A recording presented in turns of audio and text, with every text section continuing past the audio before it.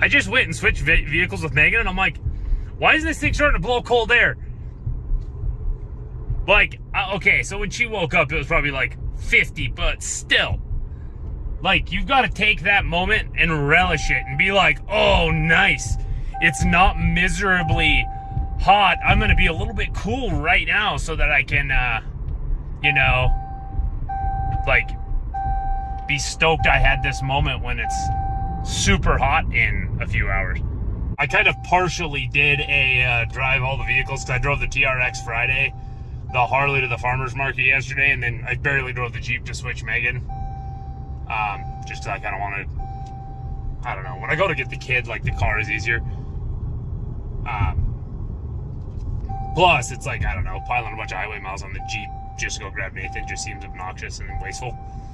But, yeah, I think it's like a combination of, it's like the newness a little bit starting to wear off on the truck, but also it's just like I love all of our other stuff so much. It's going to be really interesting once the white truck's done, because whenever we get around to the yard tour, you'll see it's pretty close. Like pretty much we got to put carpet in it. Do some adjustments to the shifter and or get a different shifter.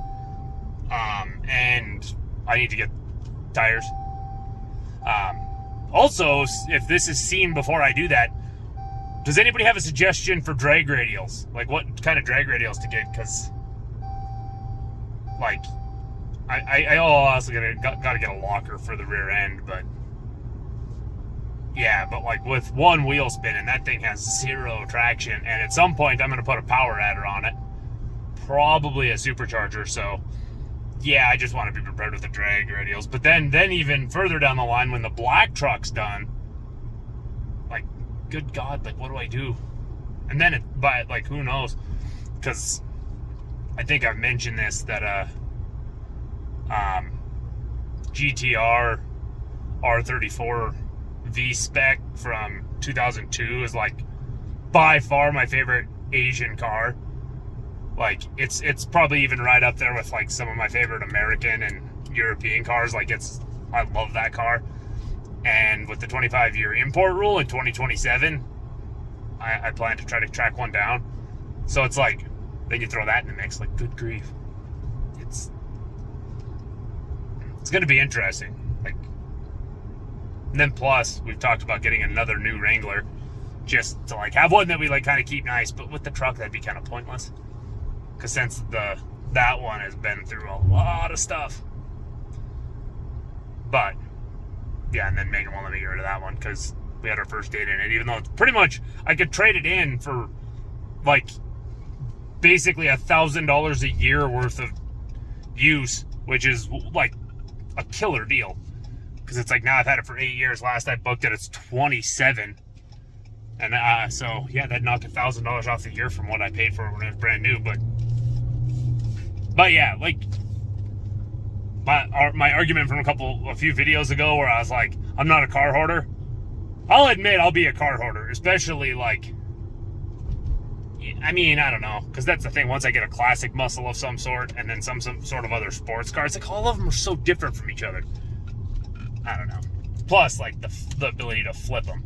Because, like, once they stop making the TRX, if that thing skyrockets in value, like, to the point where it's like, oh, I can sell that and have a decent chunk toward buying, like, a 911 GT3 or a McLaren or something like that, then, yeah, like, I love that truck, but I don't know. Because that's the thing right now. Like, I have also still thought about the last year of the gas-powered Camaro. I thought it was the last year of Camaro, period, but I did see something where they released a concept of the electric version. But that, like, the one I saw in Hemmings Motor News, where it's, like, blacked out with, like, gold trim. It's, like, a final edition. Like, if I could trade the truck straight across for that with a stick, oh, I don't know. I don't know. Very tough. Because, I mean, like, cool cars like that type of car and like the TRX, like, that's an investment. That's not like, you know, if you buy a Camry and it's like, oh, cool, I just spent $30,000 on a Camry and drove it off the lot, now it's worth 22. Like,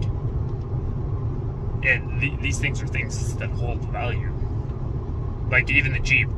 Like the only thing I have that doesn't hold value well is the car, which I did not buy this brand new, so kind of negates that. Because I mean, Harleys, Wranglers, especially manuals and 2-doors, like, yeah. This is another thing I find fascinating, is things to shut that alarm up. It says like, do not use when passengers in seat. Like, who do they think?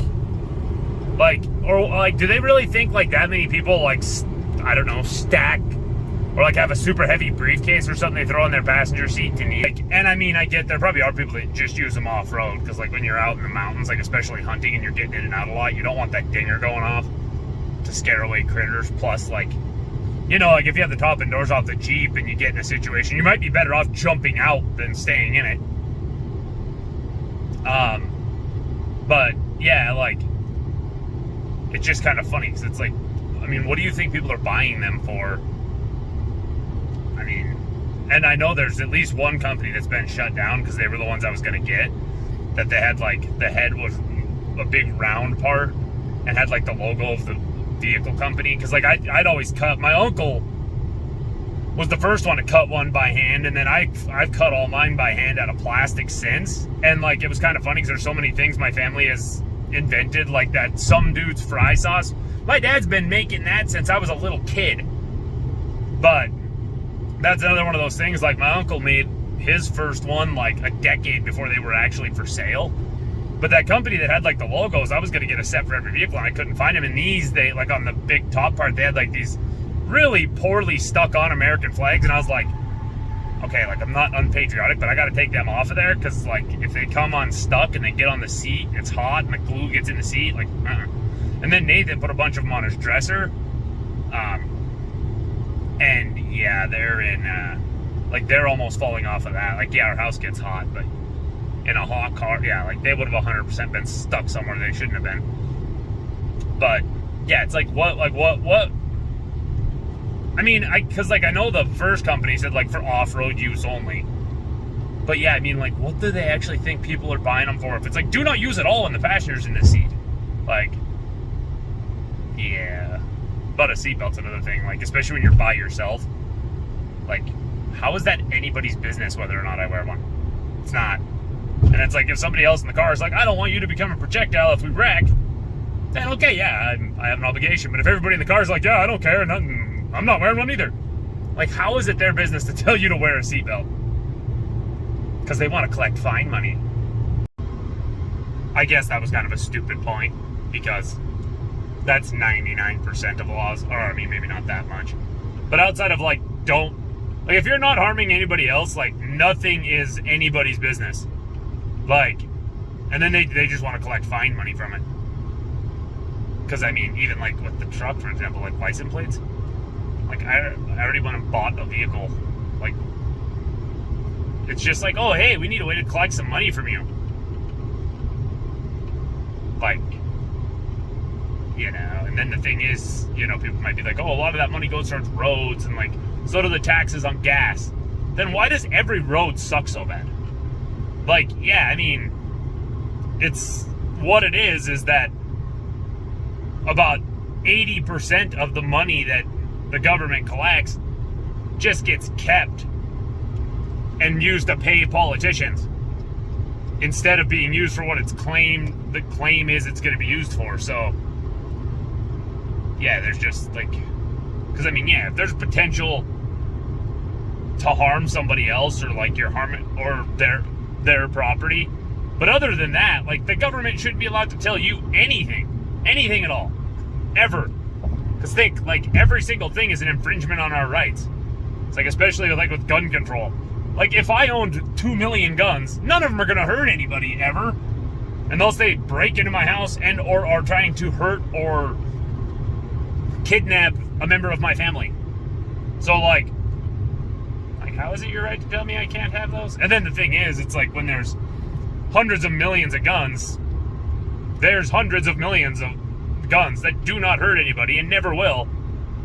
Yet, like, the news rips at the emotions of people that are easy to manipulate, so So that all those people are like, oh my God, we got to get rid of those, even though almost like 99.9999999% of people that have one will never even think about harming someone with one. Like, I mean, there's people that just have them for sporting purposes that probably wouldn't even use them for home defense. They probably use grab a bat before they grab their gun, especially with the way guns are locked up. Like, unless you have one of those quick access fingerprint safes for home defense, your home defense weapon, like, you're not going to be using one for home defense either. So it's like, even in a home defense situation, most people are never going to harm anybody with one. So I don't know, like, think.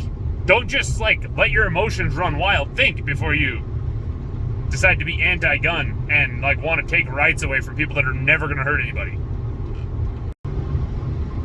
By the way, when I was saying 99.99, like, I left that short, probably.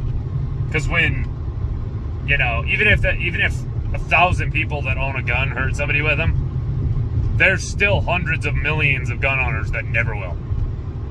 So it's like, yeah, I mean, I guess I could, like, figure out that actual number of nines, but it's still a lot. Like, it's statistically zero. Like, people are gonna hurt somebody with a gun, because, like, once something's so far below 1, it's statistically zero. It's like the same thing that happened with COVID. Like, statistically, COVID hasn't really done anything, but when you use the number instead of a percentage, like, if there's, like, once it gets to the point, I mean, the Earth probably can't handle it, but if it got to the point where there's 20 billion people on this planet, if 50 million people die, that's basically nothing.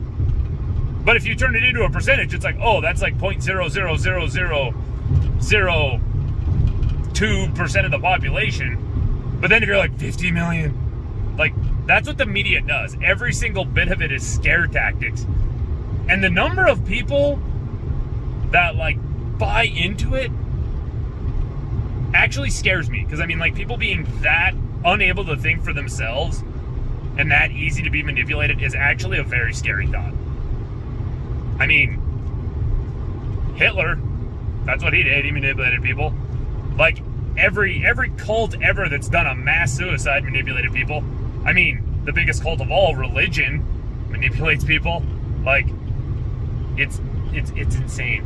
It is insane how easy it is to trick and manipulate people. On a lighter note, who needs self-driving cars? I mean, this thing tracks great. Or maybe it's just the fact the road is basically ruts. Oh, we're finally starting to get out of it a little bit. That's just kind of funny. Like, this thing's doing a better job than the cars with lane keep assist that I drove when this was in the shop. Like I said, it might be, like, probably at least half the ruts in the road. I guess, I don't know, if you got a good alignment when something's that straight, it should be doing that anyway. Then you combine that with ruts in the road. Like, yeah, I guess it makes sense. Another thing I'm intrigued by is, like, what people think of the nose on the new Tundras. Because a buddy of mine just bought one, and then I have another friend that bought a Tundra. I don't know if his was brand new, but I just saw one going by in the other lane, and it's like, it seriously looks like somebody forgot to put a grill in it, so they took a chunk of chain link fence that wouldn't quite fit and stretched it out so it'd fit over the hole, and then like the paint, like if it's chrome, sprayed it with rattle can chrome, and if it's black, like plasti dipped it. For those of you who know what plasti dip is. But I mean, it's huge. Like, honestly, if you took the grill off of that, it probably wouldn't fit in the bed of the truck. Like, it's, I don't know. And then, like, the lights just look like they took the Ford F-150 light and put it on their own, like, on their truck. Like, I don't know. I guess, like, a lot of stuff's getting uglier, especially, like, with electrification. But, yeah, I don't know. That grill just, ugh. It's massive. Like, I mean, and it, like, with the way it looks, it's probably fairly springy. You could probably use it as the box spring for your bed. But, yeah, I don't know. It's kind of strange. And I mean, the newest one I've driven is like a 16 or a 17. But everything about Tundras was garbage at that point. So unless they've stepped it up, like, and made things at least, at minimum, like 100 times better than they were, like, it's ugly. And then on top of that, it's just like, it's not powerful, it's not comfortable, it's not luxurious in any way. Like, I mean, it's been, 6 years since, or like the most recent one I've driven is 6 years old. So they could have fixed a lot of that. But I mean, it's like, they sit right around 400 horsepower and they're ugly. Like, I don't know. I don't see the purpose, really. I mean, the last time a Tundra was, I don't know. I guess there was never really a time a Tundra. Because, I mean, that's the thing. Like, if they provide them with a stick, I'd be all in. Because, like, they did, at least last I knew, they still do with the Tacoma. Which it's like, that makes that one of my favorite trucks. Just because you can get a manual. Like, you can't even get a manual in, like, a work truck style Ram or Chevy or Ford anymore. Like, so throw a stick in any truck, and that's gonna be my new favorite truck. Especially if it was like a Raptor or a TRX, or if like Chevy finally were like, hey, these guys are doing these 700 plus horsepower trucks. We need to do that too. Let's throw the Vet motor in, like, get it in one. Cause yeah, I don't think I can get them. There was just a biker riding down the shoulder of the highway. Like, those people are nuts. Because it's like, especially when there's tourist season, like, you can't always get over if there's someone in the passing lane. And then, I mean, they don't crowd the grass and the dirt over there. They don't crowd that. They're like almost right on the rumble strip, so they're barely even off the road. And then when there's someone passing, you can't do anything to go over. Like, I don't know if they're insane, stupid, or just incredibly ballsy. Because, I mean, I was going to say, or trust people, but that would fall into the stupid category. But yeah, back to that point. Like, just anything that's available with a manual transmission, like, that's automatically going to be, like, for me, far superior. Like, because even if people, like, because just giving the option, it's not even, like, I'm not saying, like, because, I mean, like, if the TRX had the option, like, that would be a way cooler truck. As cool as it already is. Just because then, like, for people like me that enjoy a stick, and then also options. Like, because actually, I don't know if I ever talked about this, but when we were building the TRX, it was actually, like, really disappointing in a way. Because it's like, you have, like, the advanced safety group, and then, like, for all of your interior options, you have, like, level 1, like, if you can get the super base one, then you can add on level 1 and level 2. And no, it's not that I don't know how to drive, it's because they have the traffic. No, probably not. No, definitely not. I can get in this one, maybe? Oh, you can't see the cones anymore. Cones, because they're doing guardrails and stuff, so they guide you over onto that. But yeah, like, because the number of options was actually, like, really disappointing to me. Because it was like, because there's the advanced safety group, like the advanced bed group, and then there was, like, you could pick between, like, level 1 and level 2. And then, like, the things that you could put in separate is, like, the thing to put the spare in the bed, the sunroof, and the ram bar. Like, everything else came in these, like, big packages where it's like, because, I mean, granted, like, it grew on me, like, really fast, and I love it now. But, like, the rear view mirror that is the camera, I was like, I don't even want that. Like, I wanted heated and vented seats. And then on top of that, like, if you get that red accenting like we got, you have to do level 2s because they must only produce those seats with the heating and cooling in them. So yeah, like, I was like, as long as, like, the front seats have heated and vented seats, and I have a heated steering wheel, like, I'm like, like, everything else is just kind of like fluff that I don't really care about. And I guess as long as it is, and is, like, I mean, it was obnoxious backing up a trailer, but, like, with Megan not being used to something that big, that auto braking when you're going in reverse. And then obviously some of the stuff that's, like, basically standard now, like backup cameras and stuff, like the surround view camera, I don't really care about. Like, actually, the camera on the front bumper that when you're going slow enough, you can put it on for, like, off-road mode, is, like, because I actually used it in, like, a really cramped, crappy parking lot trying to go to a drive-up ATM in Helena.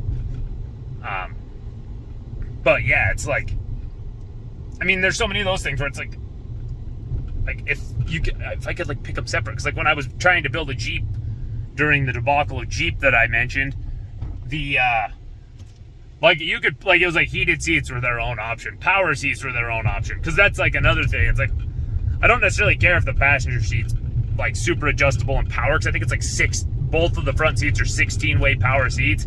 It's like if I can go like front and back and like tilt it and then move the back and forward, that's all I care about. So to have both of them have 16 adjustments, yeah, like there's just like so many of those things that were in level 2, but then there was enough things where I was like, I need those things, that it was worth paying the extra, even though I didn't really care about a bunch of it. But yeah, and then like with wheels, it's like you get the bead lock or the black wheels like we got. I wanted the ones from the ignition package, the ones that are ours, but with the machined face. But yeah, I mean, it's just like there's like, it's like, oh yeah, you're going to build the truck. It's like, not really. It's like level 1 or level 2. Then like bed package, well, like the 3 things I mentioned that are separated, and then wheels, and that's it. Like other than that, it's like, yeah, you got to pick package 1 or 2. You can't really customize anything. Oh, and then advanced safety group, I guess. But I mean, that's all like, some of that's already in level 2, and then some of it's like, I don't need that. Like lane keep assist, like I have experience with lane keep assist, and it sucks. Especially once there's like a little tiny bit of snow on the ground, or like water where it's reflective. They don't do worth a crap. Because like anything that even slightly makes it where it can't pick up the lines very well, it's done. I mean, yeah, it's just... And then it's another thing that make me feel lazy, but... Yeah, it's kind of... That was like... I don't think I ever brought that up, because like we weren't vlogging yet, and then once we had the truck, it was like... We were on to, oh, we have the truck, not the ordering process. And then Ram just recently added like tracking. And before that, it was like, you had to like go into their chat, and then they could be like, oh, it's in the build stage or whatever, like whatever stage it was in, and that was it. I actually never talked to them while it was in the build stage, because it was like, oh, it's in scheduling, and I was waiting like a month at a time. Then they're like, oh, it's in shipping. Or no, it's in testing. Then I was thinking it'd be quick after that, so then I like 2 weeks later I checked and it was in shipping, then it took a month to get here. Okay, I'm pretty sure that I've mentioned that people going slow are the real problem. That's exactly what's happening here. There's 2 people side by side going slow, which then packs traffic up. Like if there's a mistake in that group, you know, like at least 1 or 2 other people are probably getting involved. Like then if you look, like the way the other side is, like there's nobody currently going slow. There's like those couple, I'm never gonna be able to get those ones that fast, but there were a couple kind of all by themselves. Then there's like those couple by themselves. I mean, there was like like 3 fairly close together. But yeah, there's like, that's exactly what's happening here. There's a couple people going slower, holding up a giant group, and then I'm about to be in on it. And then it's like, I don't know if you can, how good you can see. Whoa, zoom works very, very interesting. But there's like 7 or 8 cars that are like kind of spread out back behind me, that they'll end up in it if something doesn't happen. It kind of looks like it's starting to break up. But yeah, it's like all it takes is 1 or 2 people going slow to pack people up. Like, the problem on the road is the slow people. And anybody that doesn't realize that just probably shouldn't have a driver's license, because if they're that afraid of going the highway speed limit that they're like, oh my god, the people going slower, they shouldn't be driving at all. Yeah, I guess it is a little bit strung out. But see, like then this red car from Washington, I'm going exactly the speed limit, and as you can probably tell, because they weren't even in the frame yet, like they got to be going 90. Like they're at least going 10, maybe 15 over, because they weren't even like in the picture and caught me that quick. But yeah, I mean, provided they don't get hung up by these people, they're just going to be off on their own. Like, that's why the fast people don't cause problems. And if they do, usually it's for themselves. And at that point, who cares? It's their problem, not ours. His hands are in some really weird positions there. It's like he's gripping the armrest. It's kind of cute. Until he just like almost tipped over his arm for like in like a locked straight position. It was kind of odd for sure, but he's adorable. He can also sleep through anything, because I got on the rumble strip a little bit at one point just to see. Didn't even wiggle. and I just hit a cattle guard that's like not in very good shape, so the first dip is like pretty drastic. I actually didn't realize how much worse it is in this until I was seeing if it would wake him up. But he did this thing where he's like it's like he was back awake for like a half a second. Then the funny thing is though, is when I stop, like just parking the car, like bringing the car to a stop at the house, will absolutely wake him up. It's kind of interesting. Butte, the land of chip seal, and I am almost certain they didn't even do like the post sweep, because I mean it's gonna be kind of hard to pick up on the camera, but like there are still piles, and I'm not talking like little piles. Like these piles, some of these piles are like 2 inches deep. Yeah, I mean, wow, that looked fun. Did anybody else see that? They had a crappy like yellow extension cord that like I'd barely trust to plug a Christmas tree in, ran to an adapter to plug in their Chevy Volt that's sitting on the street, and then that's also sticking out the side. So it's like that cord could get caught on something very easily. Good, jeez. It's like if you're gonna have an electric car, be able to park like, you know, where you're charging. And then the thing is, like somebody, like a kid could be going down the sidewalk on a bike and like, or on a skateboard. A bike probably wouldn't catch the cord and rip the cord out. Like it's just, yeah, it's like, dude, like if you're gonna get one of them, like have it where you can park by your house and like charge it properly. Like that's just, I don't know, that seems like a hazard. Imagine if some older person was like walking there and like tripped over that cord and broke their hip, and then like broken hips could kill an old person. Like that could kill somebody because, you know, you wanted to get an electric car. And then especially like they obviously have it plugged into 110. So it's like, I mean, like what does that take? Like probably 40 hours to charge plugged into 110? Like that's insane. It's getting less power than my, like, it's getting like the same power as my toaster. I mean, my toaster's probably more powerful though, actually. Alright, let's see, I'm stopped.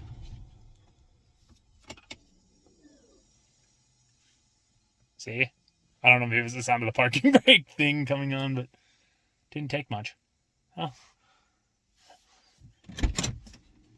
Oh well. He'll wake up once we get moving.